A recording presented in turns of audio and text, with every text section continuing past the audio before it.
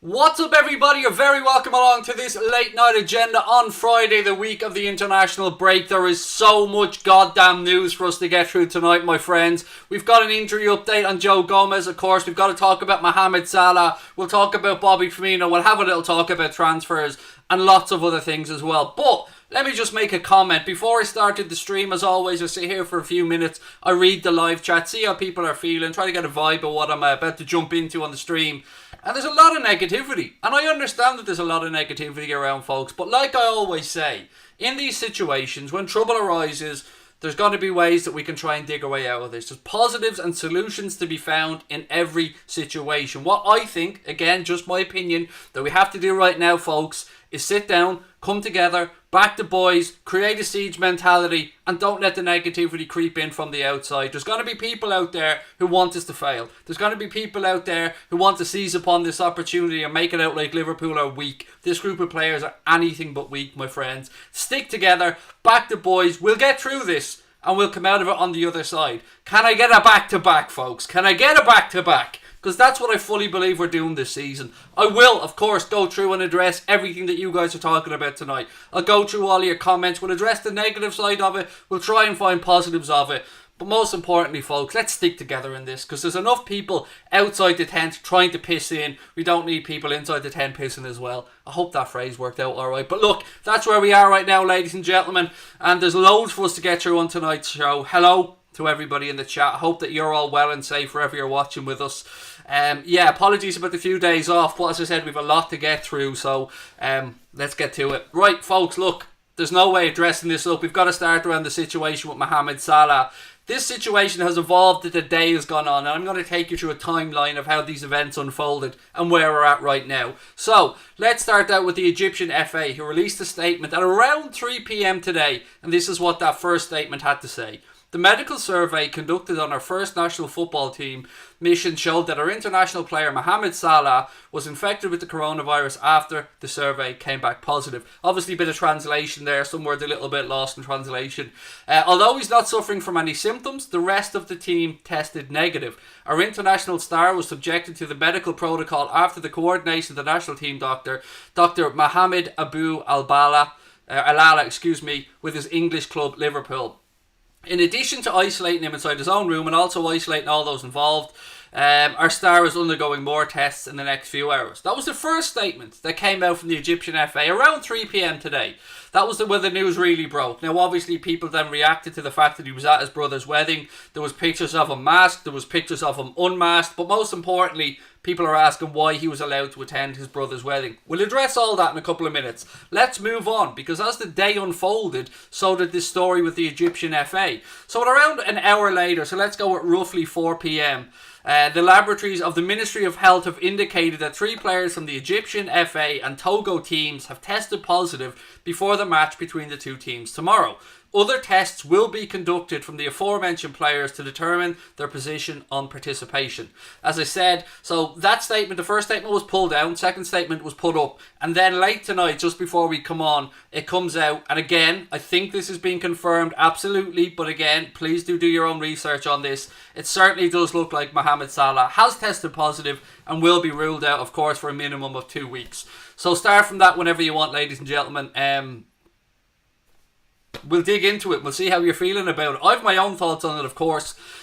Look, there's a human side to everything that we talk about. There's also a common sense side to everything that we talk about. But most importantly, this all leads back to these pointless, unnecessary, ridiculous international breaks that have been forced upon players in a time where they're now travelling all around the world, leaving their secure enough Premier League bubbles to go off with their national teams, travel, stay, mix with other players, and then come back to their clubs. Whatever you think about that, and I disagree with it massively, particularly the friendly side of it, and the fact that this is the third international break since the season has started, it's ridiculous, but we are where we are. So rather than coming on here and me having a rant about Mohamed Salah being at his brother's wedding, which, by the way, as I said, there is a human side to. He's not just a footballer, he's a human being.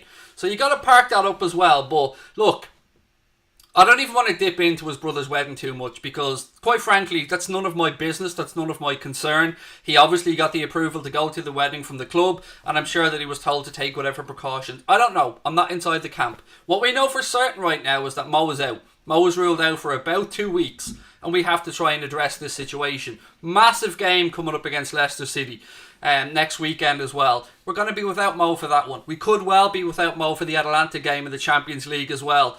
And that's before we even start to talk about Joe Gomez. So look, on the Mohamed Salah stuff, let's have our say in the chat. Let's get it all out. If you want to vent. I promise you I won't judge you for it. And then we'll come back into the chat and we'll try and figure it all out. Right, 10-day isolation. Surely it's 10 days, not 2 weeks. Again, 10 days, 2 weeks. Sorry, I'm paraphrasing here. But either way, he's out of the Leicester game by the looks of it. Not bothered about him going to his brother's wedding. So Kate is next to Iniesta. He'll have memories from that won't happen again. It's a massive occasion. Yeah, exactly. There's a human side to it. There's a common sense side to it as well that makes you think, well, why is the wedding going ahead perhaps in the midst of a global pandemic with such a large gathering? But then again, it's not my place to judge Mo for that. He's a human being. We all do these things. If it was my brother's wedding, probably would have went. Now, I don't have a brother, but if I did, I probably would have went. What else we got? He's showing no symptoms, so it's 10 days. That's brilliant. That's great news. Exactly. You hope if anybody comes back with a positive test that they show no symptoms, they are asymptomatic, and that they recover as quickly as possible. But it still rules him out of the Leicester game. So look, our first priority here should be with our player, which is Mohamed Salah, and wanting him to get well and wishing him a speedy recovery and making sure that he has all the support and necessary tools needed to get back playing football as soon as possible. That's where we are. Whether we get angry about it or jump up and down, shout, throw our toys out of the pram, that's where we are right now. These international games during a pandemic are a joke, I agree. More concerned about the defence. Again, we'll get on to that, of course. We haven't even touched on the Joe Gomez news. There's so much for us to get through tonight, folks. Will Minamino get his Premier League chance? Probably, but again, we'll touch on all of that as well. Any more thoughts? Craig, a United fan, I wish him good luck for the rest of the season. Thank you, Shazade. Really appreciate that. Very kind of you. 10 days, missed the Leicester game, but there's still a chance. I don't think there is a chance, mate, to be honest with you, because you're going to have the 10 days, right? And then you're going to have him travelling back as well. And then he'll have to be tested by Liverpool and all that. So, I don't know. It's probably going to be a chance for us to give Mohamed Salah a bit of a break. If you want to try and take any positive from this whatsoever, and look, there's not many to be taken. You can look at it as a chance that maybe Mohamed Salah is going to get a bit of a rest now ahead of what will be a really hectic period coming up. Yes, he still had to travel over to Egypt, of course. Yes, there's still a lot of stuff to go through. But let's try and take a positive out of it. Can we get through the Leicester game without Mohamed Salah? Yes, we probably can, as people have pointed out. There's massive questions to be asked about what happens defensively, and we will touch on that as well, but I'm just trying not to get drawn into the negativity, ladies and gentlemen, because there's going to be enough of that surrounding us. There's going to be enough of that from the outside. I've seen it on social media today as well. People jumping all over this, saying that Liverpool's cracks are starting to show. We need to show them that nothing is going to break this team's spirit, folks, and we need to get behind them. Rather than going out there and slating our own players, again, it's not what we're about. It frustrates the hell out of me, and I know that people are annoyed. I know that people are wound up. But nobody does any of this shit intentionally, folks. Is Thiago fit to play? From what I can gather, yes, he's back training, and you do hope, of course, that he's fully fit and available to play in that midfield. And that could be a massive difference maker for us, and we'll touch on that as well. But look, ladies and gentlemen, before we even go on about this, the injuries are starting to mount up as well. On top of Trent Alexander-Arnold, who we know is ruled out for about 4 weeks, so should be about 2 weeks after the international break, the news, of course, broke over the last few days about Joe Gomez pulling up in England training and going down in excruciating pain holding his knee. That has since been confirmed that he's had an operation on his knee to repair the patella tendon, I believe it is. And look, he's going to be back at some point later in the season by the looks of it. No idea when, no time frame. Let's just look north of Christmas and go from there. Probably longer, but I'm just throwing it out there. He won't be back anytime soon, so we do need to plan without Joe Gomez, without Virgil van Dijk for the foreseeable. It's a massive kick in the nuts, considering especially when we've left Joel Matip and Fabinho, and Fabinho's not even a centre-back, but Joel Matip, you immediately start questioning, can Joel put a run of games together? Will Joel be able to carry, I suppose, take up the slack of the central defensive nightmare until we get players back? And look, if you're a betting man or a betting woman, you'd probably say he's going to pick up a little knock at some point. So that's where we are. Again, all our love and best wishes go out to Joe Gomez. Mate, we wish you a speedy recovery. But there's another conversation that needs to be had here, and I haven't seen anybody step up to have this conversation yet. And you know me, I'm blunt, I call things as I see them. The question has to be raised now about Joe Gomez's long-term reliability at Liverpool. I don't question his ability as a footballer. I don't question his commitment. I don't question anything about him. And again, it's not intentional. But we do have to ask, when are we going to draw a line on the Joe Gomez for reliability? When are we going to say to ourselves that as good a player as he is, as good a partner for Van Dijk as he is, as lovely a lad as he is, his body does not seem to be able to take the rigours of modern day Premier League football. I know people are pointing out that he got injured with England. I fully appreciate and understand that. But look, I'm a realist. I'm trying to call things as I see it. To me, this is Joe Gomez. I think it's his third serious injury, which is terribly unfortunate for somebody of his age to have had that many injuries already. But, you know, football's a ruthless business, folks, and we need to address this moving forward, which is why I think we're going to definitely go into the market in January. We'll touch on the options later on. But look, it's a question that needs to be addressed around Joe Gomez. It's not a nice question. It's not a question any of us fans want to ask. But it's a question that deserves to be asked. If we're looking for reliability, if we're looking to create a partnership, if we're looking to get 30, 35 games out of a centre-back pairing in the Premier League each season, they need to be robust. They need to be reliable. And again, I'm going to just underline the fact that nobody goes out there and gets injured on purpose. None of these injury-riddled players are doing it purposely. Their bodies are just breaking down because of the rigours that are put on them. And that again goes back to the fixture congestion. It goes back to how hard they play these days, how primed they are. It's there's so many things. But it's a question I want to ask. It's a question that I want to know your opinion on. What have we got? It's a good opportunity to bring in a few centre-backs in the January window, said John Fitzgerald.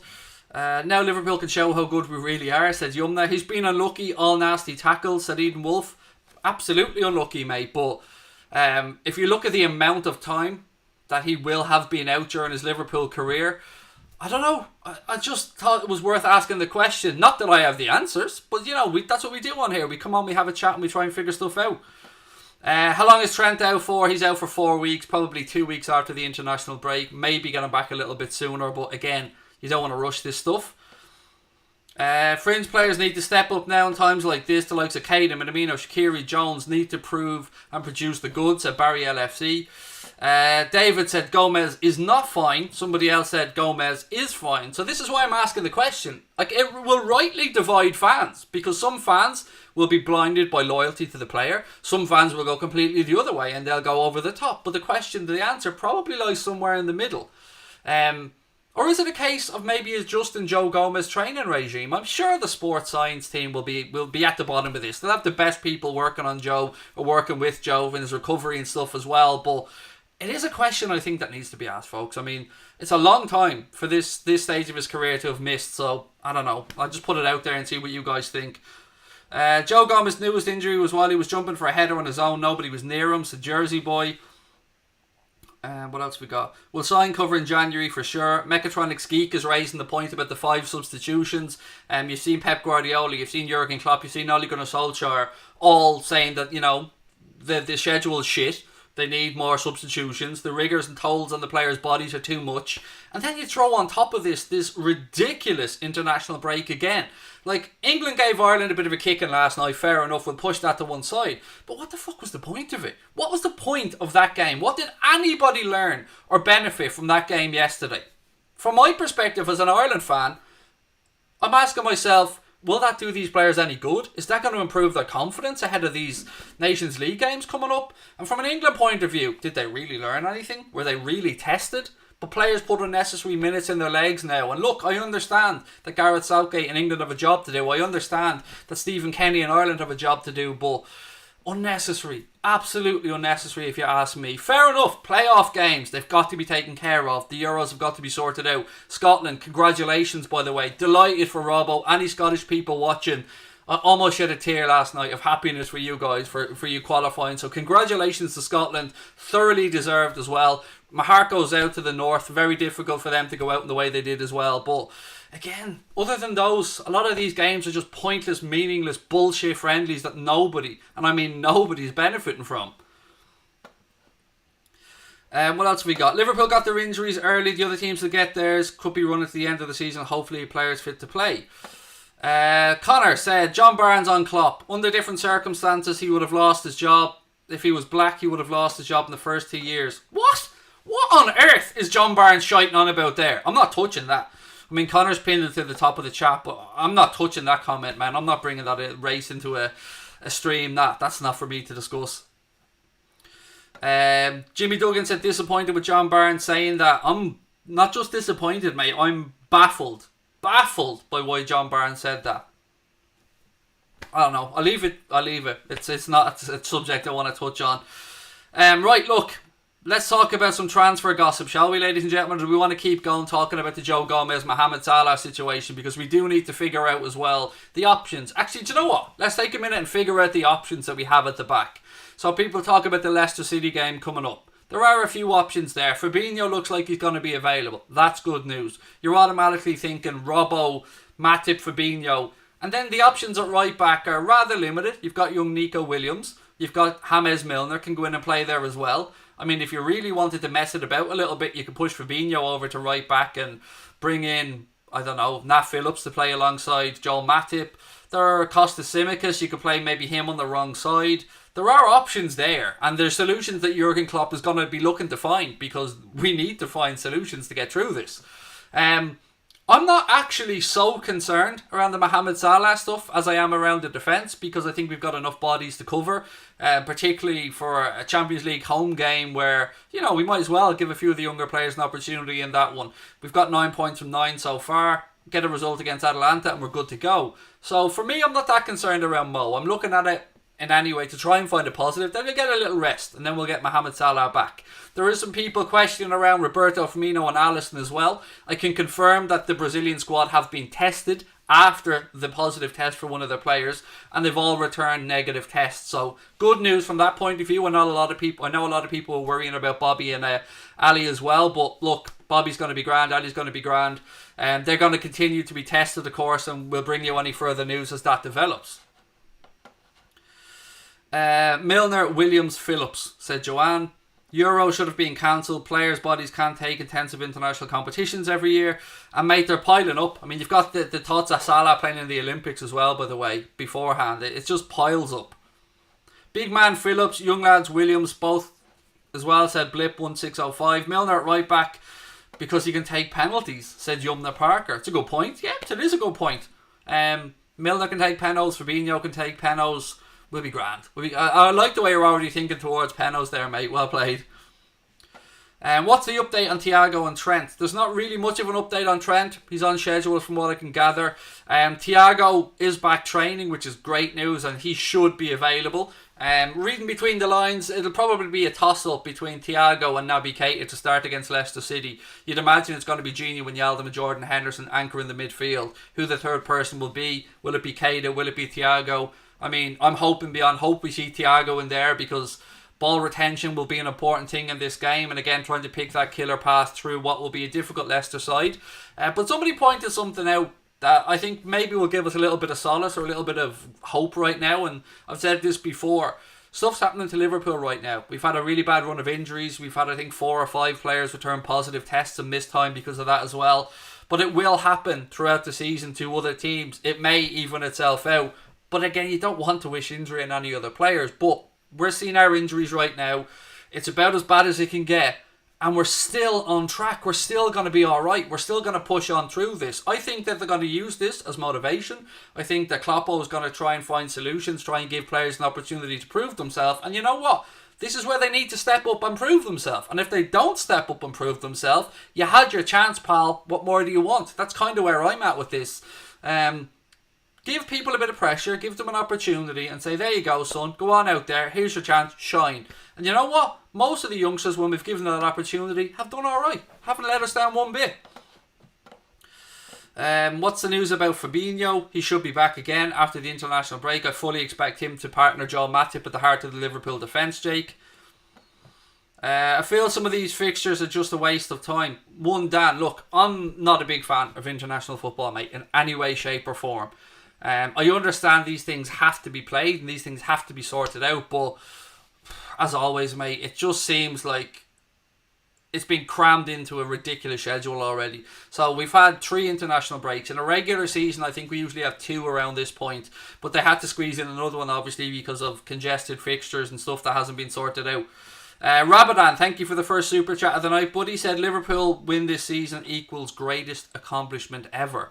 And that's the way I'm thinking, man. That's the way my mind is going. Let's do this. Let's go out there and prove the doubters wrong. And nobody, absolutely nobody, can begrudge this Liverpool side. If we win this league without Virgil van Dijk, if we win this league without Joe Gomez, if we win this league with the amount of injuries and setbacks and the difficult start to the season we've had fixture-wise, nobody can deny the greatness of this squad. Not that they should be doing that anyway, but nobody, beyond nobody, will be able to deny this team's greatness.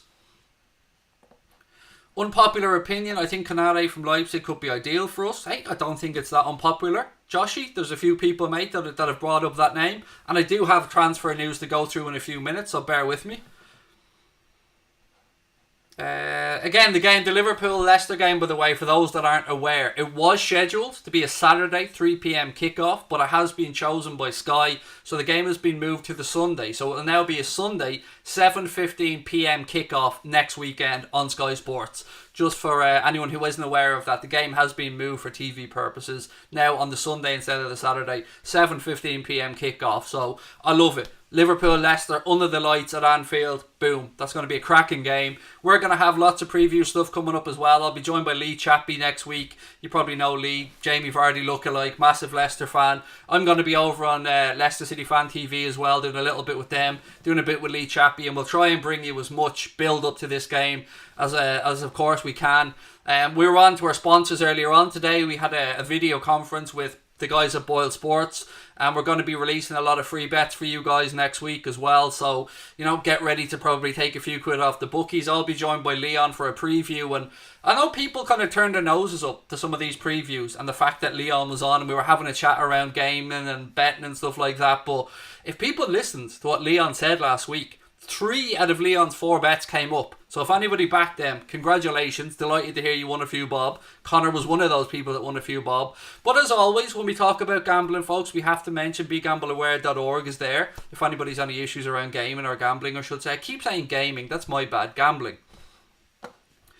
What else have we got? Pundits are still saying it's our title to lose. That's the way my mind is, man. I mean, why shouldn't we win it? Why shouldn't we go on and win it? Maybe we have to go back to the early Klopp days. Do you remember those days when we went out there and we just outscored teams? We just went out there and had a game of basketball end to end and outscored everyone. Maybe we'll go back to that. Maybe when we get Mo back after this little enforced break and we have that front 4, we have Thiago behind, we're going to maybe see Henderson, Thiago, ahead of them Bobby Firmino, Jota, Mane, Salah. The excitement that's there for us still to look forward to. I don't know, I'm still positive and I don't know why. I know I should be a bit less positive. I know I should be looking maybe towards the negatives with all these injuries and all these people out, but I can't help but believe in this team. I can't help it. People are calling me deluded. People are saying everything's been, but fuck you, what do you want me to do? Sit here and cry about it and moan about it? We deal with these situations. We've got to remove emotion from it and we've got to look at it in the cold light of day and find solutions. That's what the gaffer's going to be doing.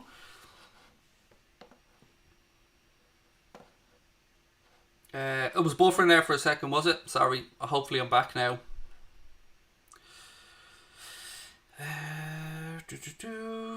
Phil Jones, glad to hear you got that sorted out, mate. Okay, sorry, I'm just checking it. Is it back okay? I know people said that it was a bit jittery there for a second. It's fine now, sound. Got a feeling Genie will leave for free in the summer. Maybe David, but if he does, you should go with our best wishes because he's, fulfilled his contract. Right, look, ladies and gentlemen, let's get into the transfer news, shall we? Because there has been a bit of news over the past 24, 48 hours around the transfers. Let's start with Dayot Upamecano. So the Athletic are being reported as believing that Jurgen Klopp has placed Dayot Upamecano at the top of his wanted list. We do know there's a buyout clause that comes into effect next summer for Dayot Upamecano, which would mean he's available for £40 million if anybody wanted to go and pay that. But of course, we're going to have to try and find a solution for January. And I'm very intrigued to see how this one plays out. Will Liverpool go for the number 1 choice or the one that's top of Jurgen Klopp's list? Would Leipzig be willing to sell him? How much of a premium are Liverpool going to have to pay to go in and try and get Upamecano out of Leipzig early? I don't know. I'm very intrigued to find out. And he is one of three options for me that I would like to see Liverpool pursue. Yes, Upamecano hasn't had great form recently, but I'm going to bring you back to the point that he's still 20 years of age. He's still learning his trade, but he has tremendous potential, a huge physical frame, and could end up being a long-term perfect partner alongside Virgil van Dijk. So there is that option there. And look, if there's anyone that can go out there and try and strike an early deal, it's Michael Edwards. And I'm intrigued to see how we go about this. Whatever happens, this won't be one of those Januaries where we're hanging on and hanging on and hanging on and we're getting towards the end of the window and we're wondering will that happen. This is the type of thing that's going to have to be done on day one or day two. We're going to be working on something already, and it's going to have to basically be inked, dried and ready to go as soon as this transfer window opens, because let's face it, we've no time to waste. Christmas is going to be a ridiculously busy period. And look, that's what I think around Dayot Upamecano. He's top of the list apparently, going from the Athletic. Grand, that's great, delighted to hear that. But we got to go and get somebody in. We got to go and get a deal over the line for Dayot Upamecano. What type of price tag do you guys think it will cost for Liverpool to go in January to try and get him? Now, we can't just think that we're going to have a free run at him either, because we know the likes of Manchester United were linked with Upamecano, and they may be looking to try and obstruct Liverpool's deal-making ability here. Other clubs are going to be in need of central defenders as well, so there's nothing to say that Liverpool are simply going to have a free run at signing Dayot Upamecano. So this is where Michael Edwards is going to earn his pound notes, ladies and gentlemen, like he usually does. Brian reckons about 60 million. Marley reckons 70 million. There's no way we're going to pay 70 million pound for a centre-back, mate. Again, I can't see it. Not in this window. Not with the way things are. The chosen one's gone 55 million. But again, sorry, mate, that's just my opinion. I could and probably may be wrong, so don't take that and I say as gospel. Unknown J13's gone 55 million. Rob Salmon 50 million. Fahim 65 million. Brian M 55 million. Liverpool fan Mark 45 million. So I think by the looks of it, ladies and gents, we're all talking about a premium here of about 50% on top of roughly 50% on top of what his buyout clause would be next summer. That's a whole lot of change, and I don't know if Liverpool are going to go that far, if I'm being honest with you. I think that we will be a bit creative in our deal making here. And look, I've got no inside sources on this. I'm just trying to have a guess, the same as everybody else. I think we may see, obviously, it's not unusual for us to have a lot of add-ons in deals. I think we may see a deal structured here that perhaps may see a young player go in the opposite direction, but will certainly not be a straightforward cash amount of we go and sign him for X amount. I think this is going to be a deal that has a lot of add-ons, a lot of clauses in it that could potentially reach a very high number, which will allow the selling club to come out and say, look, we got offered a really high number. It'll allow the buying club, i.e. us, to come out and say, look, it's only potentially X, Y or Z, but you know the initial payment is X. A lot of X's and Y's in there, I know, but 25 to 30 mil said Yumnet, mate, they're not going to sell him for less than they can get from him in the summer. I mean, the buyout clause was just to get him to sign the new contract. That buyout clause was inserted because he did sign the new deal, and that's what Leipzig do. They did similar with Timo Werner as well. Origi swap deal, said Connor Pallett. Would you say, considering the injury to Gomez, now we need one or two centre-backs? It's a good question for him. Look, we probably need two, mate, but there's two ways of looking at this. If we bring through two, if we go out and get two in January, what happens when Gomez comes back, when Van Dijk comes back, when Matip's still there, and then we have Nat Phillips, Billy Semedo, Reece Williams? What happens then? And Sepp van den Berg. So what we may see happen, and I'm just throwing this out there, let's say a Sepp van den Berg or somebody similar, Billy Semedo maybe, might go to Leipzig on loan. That's a potential to happen. That could fill their centre-back void, could gain experience for one of our players. I'm just throwing that out there. That's another option. But ideally, yes, two centre-backs. But if you think long-term, does that then stunt the development of somebody coming through? I mean, it's easy for us to play Football Manager on here and throw numbers around and throw players around and say bring X in and sell Y. But, you know, these things have to be, one, financially doable for the football club. There's humans involved in this, so everybody has to be up for the deal as well. And look, I think Upamecano will be a great piece of business, but I can't help, and again, excuse me if you disagree with me on this, but I can't help looking at Ben White. I know you've heard me mention his name a lot. He's somebody who I think long term would be an ideal fit for Liverpool Football Club. I've been saying it for a very long time. We're keeping tabs on the lad. I said to you about Darren McAnthony, who's the Peterborough chairman. He's a Liverpool fan as well. He was all in to try and get Liverpool to sign this kid in the summer. There are a few question marks around Ben White. I mean, there's the fact that this is his first season in the Premier League. He played really well with Leeds while on loan there, but this is his first full season in the Premier League with Brighton. There's also the fact that the club have not problems but questions around his aerial ability due to his height. He's probably on the small side of the centre-back range. He's about 6'1", I think, something like that. So that's one question, but there's also the experience. He's a ball-playing centre-back. He ticks a lot of boxes, and I love him at the club. I really would. I mean, he'd be my number one choice, if I'm being honest with you. It's very close with Upamecano, but I'd side towards Ben White because, you know, less of a settling in period, I think, used to the league. But both players have a lot of untapped potential there still to be coached out of them, and that's where I'd be looking. Honestly, I don't know if Brighton would sell. I don't know what type of position Brighton are going to be in the Premier League at that point. I know that Potter, the manager at Brighton, speaks very highly of him, doesn't want to lose him. But that's the two for me that I think we should be looking at. Now, there's other players I'll talk about. There's Pau Torres, of course, that we spoke about before. Seen a few people starting to mention his name in the media now. Probably on the lightweight side a little bit maybe, but, you know, don't rule him out. There's nothing to say that his other attributes couldn't make up for maybe his lack of physicality. I heard Liverpool could go after Dayot Upamecano on the news, literally just speaking about it, mate. They said Robbo injured. Who? I have no idea about Robbo, man. He didn't look injured when he was celebrating with Scotland anyway, put it that way. Can I read the Gomez tweet? What tweet? I've no idea what you're talking about, mate. I'm in the middle of a live stream. Gomez just released a statement. Grand. Right, no worries. Let me just grab that statement then and we'll go from there. Right, one sec. Anyone feel free to DM it to me or WhatsApp me it anyway. I'm going into the Discord group. I'm sure somebody's put it in there. Right, I gather this is it. Is it the road to recovery has already begun? I've been here before. I know what it takes and I'll be back better and stronger than ever. I'm obviously gutted, but this is part of God's plan and I believe everything happens for a reason. I'd like to thank everybody for their well wishes and messages of support. I'm focused on my recovery and supporting my teammates in any way I can. See you soon. Class act as always there from young Joe Gomez. And that's the type of stuff you want to see your players putting out there. And look, your heart has to go out to him for the amount of injuries that he's had this early in his career. Like, again, Mark, thank you for the super chat there to tell me about Gomez releasing the statement.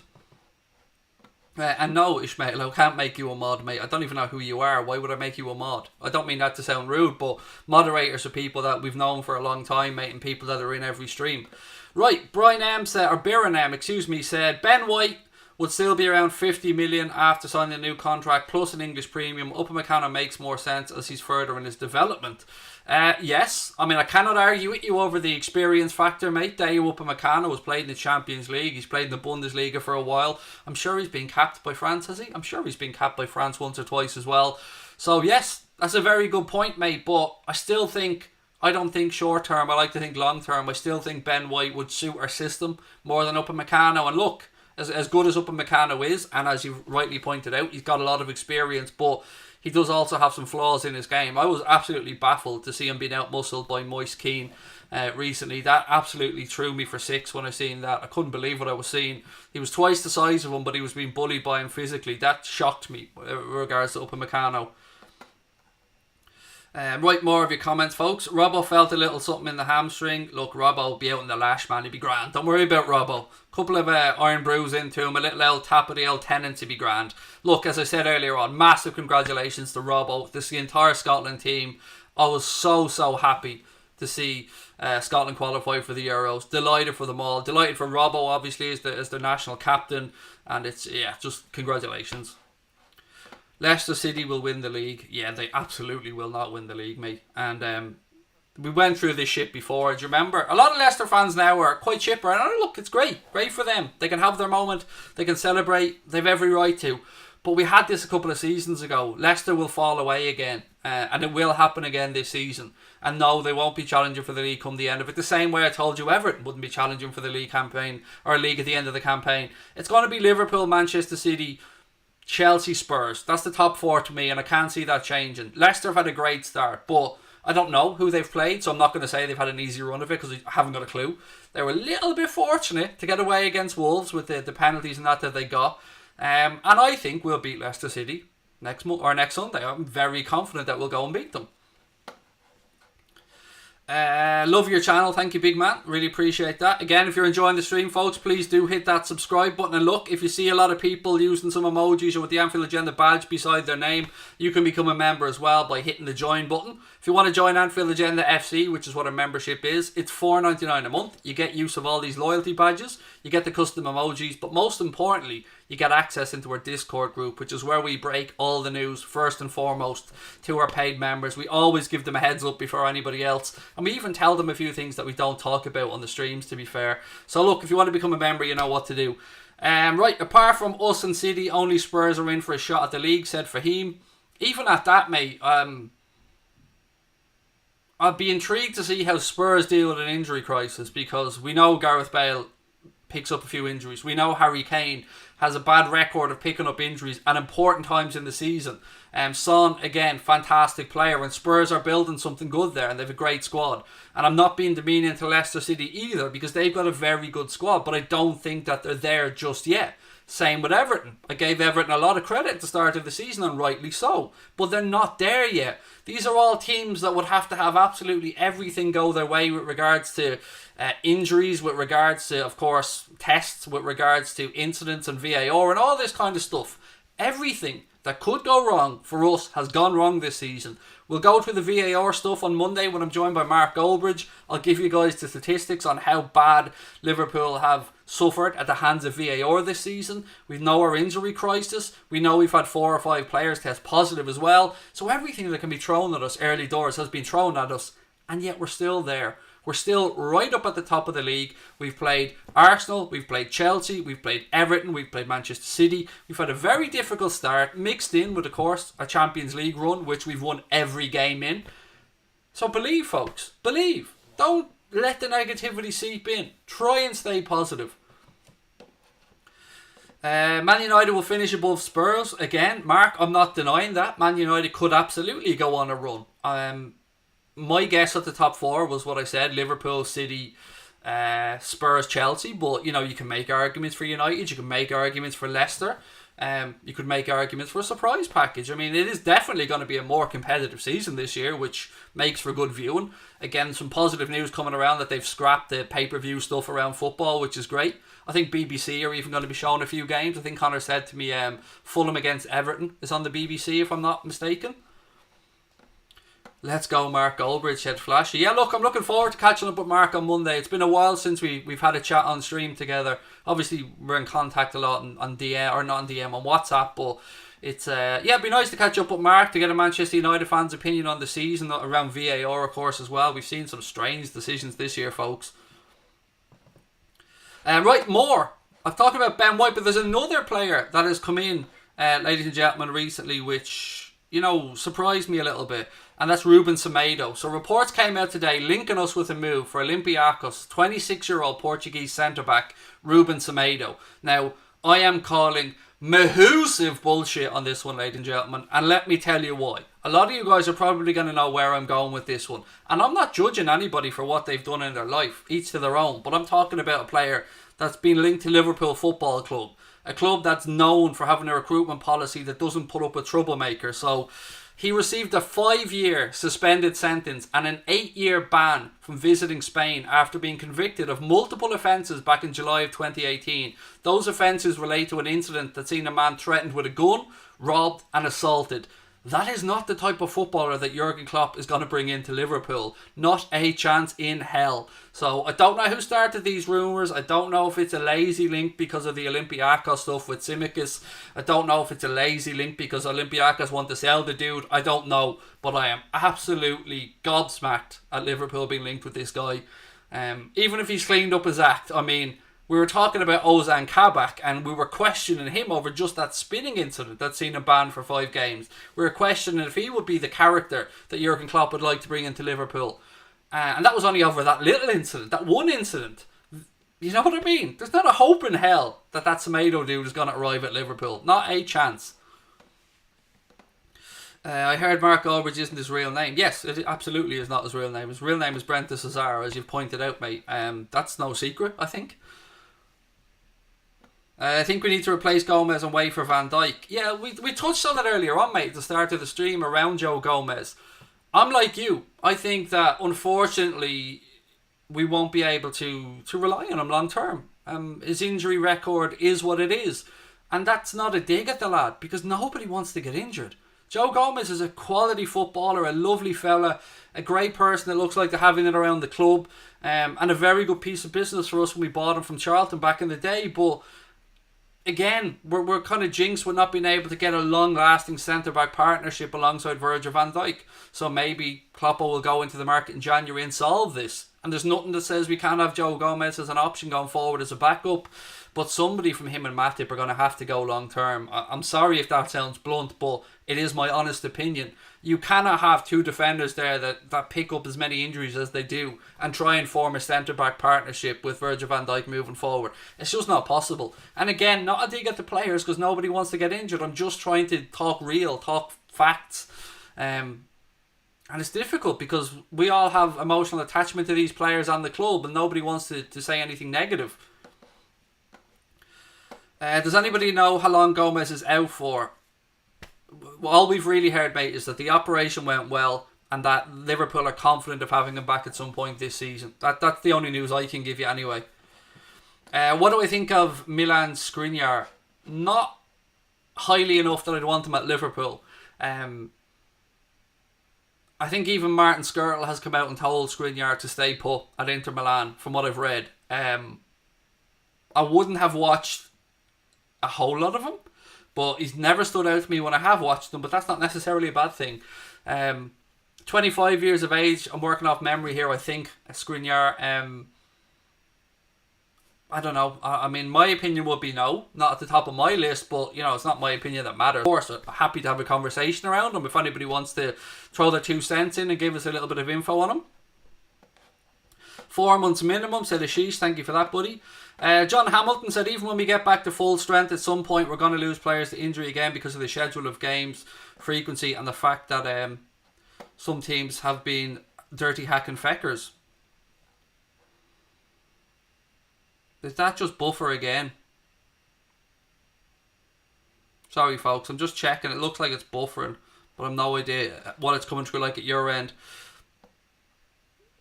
What have we got? Phil for Liverpool fans as a Chelsea fan last season said football sensation. Look, man, we've no right to be, you know, feeling like we're more hard done by than anybody else. I mean, injuries are part and parcel of football, and with a season as compacted as this one is, yeah, there's going to be a lot of them. Interested to see our January business, said Ricky Swift. I would imagine, mate, we're probably just looking at a centre-back. I can't imagine too much else will go on. Apologies again. I don't know what's going on with regards to the old streams recently, but hopefully it's okay now. I mean, if in doubt, you know what I mean, just go back to blaming Connor. That's always the way to do these things. That's what I do anyway. Salah would have won the Golden Boot. I mean, he's only out for 10 days, mate. You know what I mean? Don't be ruling him out with the Golden Boot just yet. 10 days, 2 weeks max. Salah's still going to be there or thereabouts. He's going to miss one league game, I think, so I wouldn't be ruling him out with the Golden Boot, like. But I wonder if you hate Chelsea. I don't really hate anybody, mate. I don't really have much hate in my heart. They wouldn't be my favourite club, but I certainly don't hate them.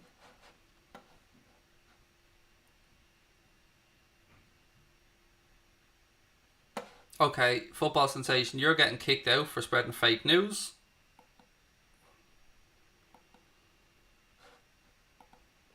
It's one thing we do not do on this channel, mate, is spread false information. All the players will be tested, but all this shit about, you know, ruled out, positive, that's not stuff that we're going to allow to happen, I'm afraid. Okay, right, 1 sec. It's going to pop the chat back out. Any other transfer news that we want to talk about, folks? Any other players that you've seen us linked with that you want to have a chat around?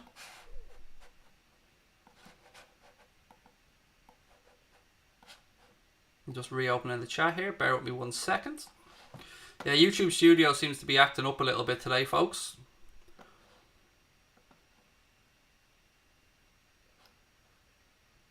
No, nobody's... Look, let me just give you a bit of an info on Brazil. Other than the one player that has tested positive for Brazil, all of the other players have been tested and have returned negative results. So, again, don't let misinformation creep in. Bernadette, thank you for the super chat, said, Craig, remember Cara, Agar, Skirtle, and the bandages on their heads, Agar teeth knocked out, still playing, those were the days. Reminds me of Terry Butcher, even going back further, Bernadette, you probably remember for England as well, I think playing in Italia 90 with the bandage wrapped around his head as well. Koulibaly. Oh man, don't get me started on Koulibaly. Please don't get me started on Koulibaly. I'd seen a couple of transfer links to Koulibaly genuinely in the media. But he's 29 years of age? I mean, there's no way. I mean, look, no, there's no way. Koundé, I haven't seen many genuine links to Koundé. Can anyone back up what they've seen on Koundé? Because I've not seen any links. I've seen us mentioned by a few fans to Koundé, Jules Koundé from Sevilla. He has impressed me when I've watched him, particularly in that run to the Europa League success that they had at the end of last season. But no, I've not seen any links. Manchester City were linked with Koundé before they went and signed the guy from Benfica. Let's recall Marco Grujic from Porto. I mean, I don't know what his contract states, mate, if he could or could not be recalled, but how we miss Degsy right now, said Yusuf, yeah. And look, the gamble that we took, the gamble in not going out there and replacing Dejan Lovren has absolutely come back to bite us in the arse, just as it came back to bite Guardiola in the arse last season with the Fernandinho risk. But it's about now managing the situation and trying to get through the games as best that we can. Egypt FA confirmed. Yeah, we've been through all of that, John, mate. We went through the... Look, for those that aren't aware, I'll go back to the time period around the Mohamed Salah stuff. Around 3 p.m. this afternoon, the first news broke. A statement was released by the Egyptian FA that said that Mohamed Salah had tested positive. Then we had an update at around 4 p.m. The original statement was pulled. The next statement was put up, and that said that 3 players in and around the Egypt-Guinea game were going to be had tested positive, and everybody else would be retested. Then we had confirmation late this evening that Mohamed Salah had indeed tested positive and will of course now go into a period of self-isolation and will be unavailable for Liverpool for probably the Leicester and Atalanta games. That's, I think, where we are right now. Will clubs overcharge us for centre-backs now that we need them? You would imagine so. Yes, football's a ruthless business, mate, and it is blatantly clear that we need a centre-back, and clubs will probably look to charge us a premium. But this is where Michael Edwards leans on his relationships that he has with other clubs and with agents and stuff like that. This is where all those years of, not grease and palms, but all those years of building relationships and friendships and trust, all that stuff comes into play now to help try and get Liverpool a deal over the line that is something that's palatable to the club and something that isn't us getting bent over a table, basically. Will Haaland join Liverpool? Again, mate, I cannot give you a definitive answer, but I would suggest that there's a very, very good chance that Erling Haaland could become a Liverpool player. Yes. I mean, you've seen the Salzburg sporting director say he expects him to land here. And we've seen other stuff in the media linking him. I've read some very good articles that breaks down how the financing of the deal could be worked. His wages would, I'm sure, be reasonable enough compared to somebody like Mbappe or Neymar or, players of that ilk who are going to be wanting $500,000 upwards a week. So yes, I believe that we could go and sign Haaland. And I believe that we will be in the conversation to go and sign Haaland. But again, there's going to be a lot of people looking to sign that kid, and it's not going to be straightforward. Money talks. He's going to go next summer anyway, said PH. Money definitely does talk in this business, mate, for sure. Should Liverpool sign... I don't know who that is, mate. There was other talk around Janmaat, a name you've probably seen mentioned as well. Daryl Janmaat used to play for Watford.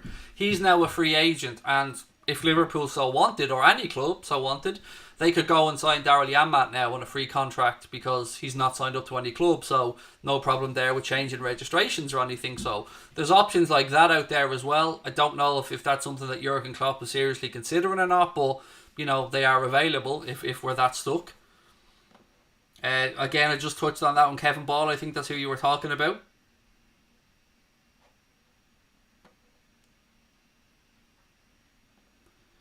Fred, look at little Fred. Poor old Fred wants a little bit of attention. I'm going to give it to you, Fred. Well done, mate. You've got my attention now.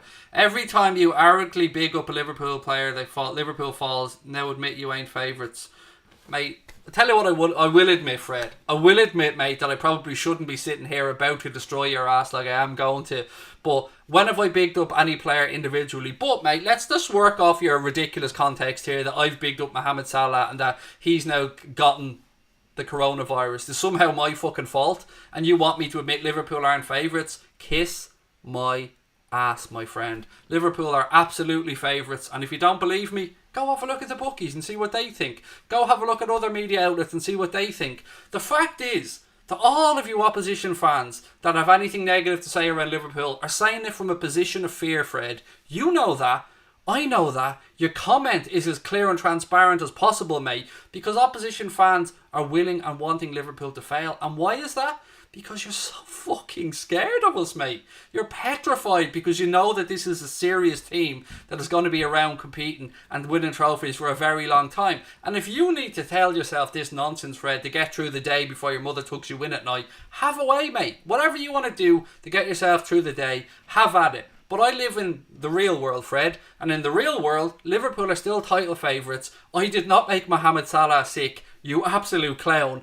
Now go get a life, Fred, because you've gotten the pat on the head that you wanted. The king has bestowed some information upon you, mate. Now, ta-ta, fuck off back to irrelevance, because I'm done with your negativity and your bullshit.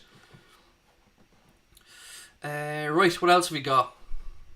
Can I check on Ian Barron's message? I've no idea what you're talking about, Tom. Sorry if I'm lost on that one, mate.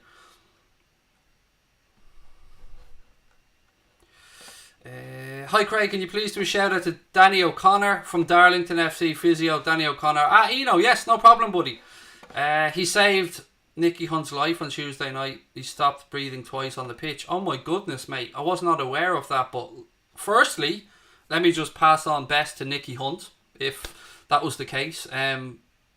Congratulations to Darren O'Connor for doing a fantastic job there by the looks of it. That is shit, man. That puts everything into perspective, Ian, doesn't it? Wow. I mean, obviously I'm so happy that it turned out positively, and I hope that Nicky Hunt is okay and it makes a speedy recovery. But wow, that's massive, man. I mean, just goes to show, buddy, anything can change in an instant like that. So look, lots of love to Danny O'Connor, lots of love to Darlington, mate, and you and the fans. Jesus, that's serious stuff, mate.